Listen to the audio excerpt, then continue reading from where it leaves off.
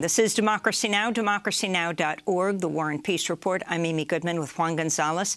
As we continue to look at the findings of the Pegasus Project, a collaboration of more than 80 journalists and 17 media organizations that's investigating the Israeli cyber surveillance company NSO Group, Mexico appears to have submitted more phone numbers for potential surveillance to the NSO Group than any other client country, over 15,000, including the numbers of teachers, journalists, judges, activists, and politicians.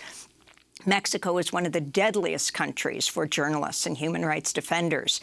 As part of the Pegasus Project, The Guardian reports at least 50 people close to Mexican President Andrés Manuel López Obrador, including his wife, children, aides, and doctor, were included in the list for potential surveillance before AMLO's election.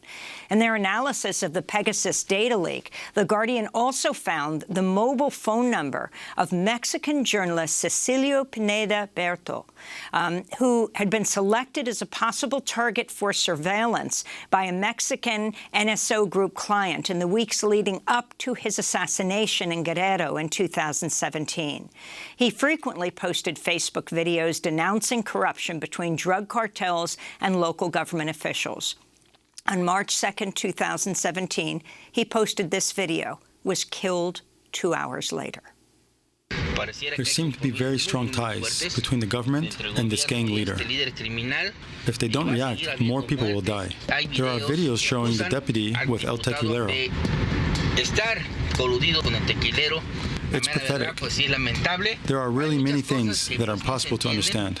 For more on what happened to Mexican journalist Cecilio Pineda Birto and what the role of Pegasus Project could have played in his murder, we are also joined by Nina Lakhani, senior reporter at The Guardian. Welcome back to Democracy Now!, Nina.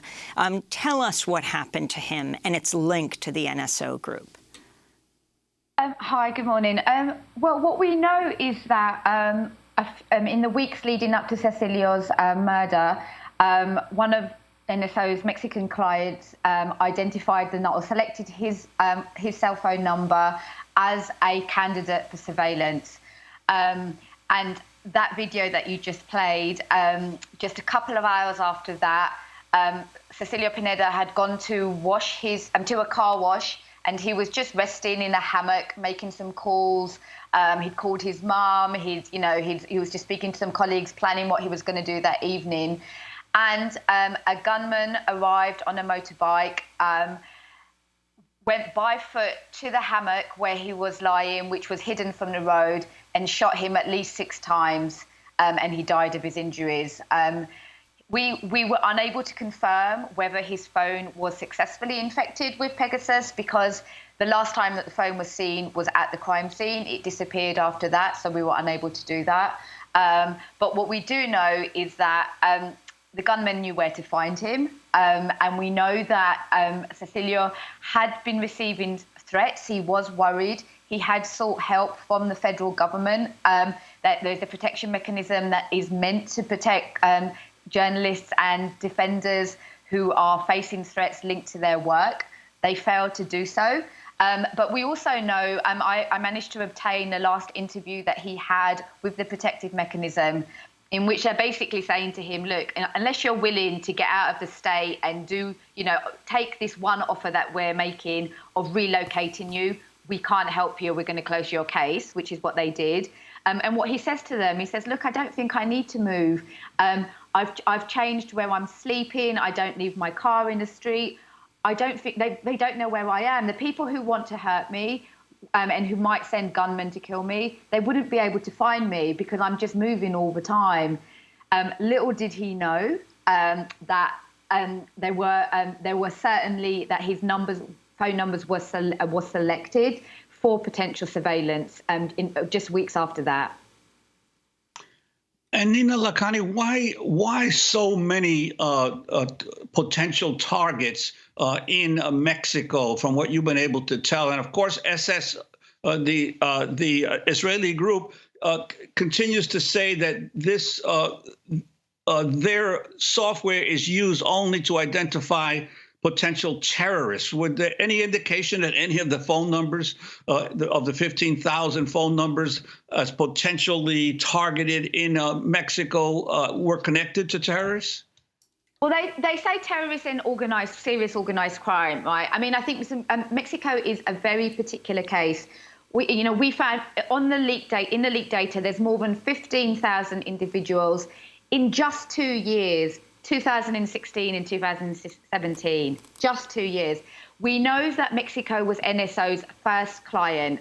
And that when the NSO Group started doing business with Mexico around a decade ago, we were already 5 years into the complete failed war on drugs. And by that time, we already knew that Mexican security forces and parts of the criminal justice system were implicated in dire human rights abuses, extrajudicial killings, torture, forced disappearances. So when NSO Group starts doing business with Mexico, its first client, we already knew that the so-called good guys weren't good guys. And I think the case in Mexico, what is so shocking for me, as well as the depth and the breadth of the sort of potential surveillance that has gone on, is just that this claim that the NSO Group's claim that we are here fighting the good fight. We are here targeting criminals. Well, the line between good and bad in Mexico is blurred, right? We know that at a local level, from Cecilio Pineda and many other journalists reporting, and we know that at a national level. We know that a case that you guys have reported on, the Ayotzinapa case of the 43 disappeared trainee teachers. We know in that case that people at the highest level, including Tomás Zerón, who is currently in hiding in Israel and was a key person in getting Pegasus into Mexico. He signed. He was promoting the software and signing contracts. And we know that he's wanted for embezzlement and also for the torture and disappearance of those students. Right. We now know from this investigation that at least 3 relatives of the 43 students were selected as potential candidates for surveillance. So were a lawyer and a human rights leader in a human rights centre who were representing the families. So were at least 2 of the independent experts who had diplomatic status at the time, who were sent to investigate the case. What we see from Mexico is it's a free-for-all. Anyone and everyone was being identified as potential targets for surveillance. And in terms of the surveillance of the family and campaign operatives of Andrés Manuel López Obrador, that would seem to have been called for by someone in a very high position of power within Mexico itself, no? It's really astounding. Thinking back to the time, 2016, 2017, Enrique Peña Nieto's government is absolutely tanking in the polls. He has the worst ratings in history of a Mexican president.